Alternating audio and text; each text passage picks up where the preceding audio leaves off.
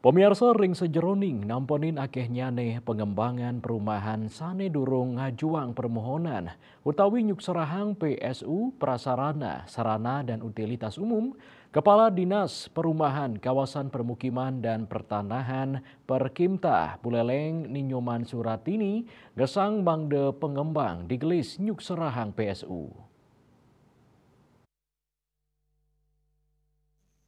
Kadi surat ngawadarang kewentenan realisasi serah terima PSU saking war sekali tali-kali dase kantos banguntat April warsani mangkin wenten 3 dase siki perumahan saking kata wilangan sama sialikur perumahan ngenenin indika inucap pai ketandani nugesang majang pengembang mangdani digelis ngelaksanayang serah terima PSU majang pemerintah daerah anutin hasil monitoring miwa evaluasi ring lapangan pai ketandani nguningayang wenten 300 sia dase kutus perumahan sani durung kasuk serahang oleh pengembang antuk status belum ST serah terima PSU inggih punika kali perumahan antuk status PSU sani dados anceng ring warsa kali talis lai tiang dasa pitu durung puput kewangun nanging sampun madwe rekomendasi teknis Rekomtek rari 106 dasa pitu perumahan enten madwe Rekomtek tur wenten nama pengembang satu sia dasa perumahan terlantar saha perumahan mangkrak durung kewangun lahan kosong kauningin wenten kali PSU perumahan.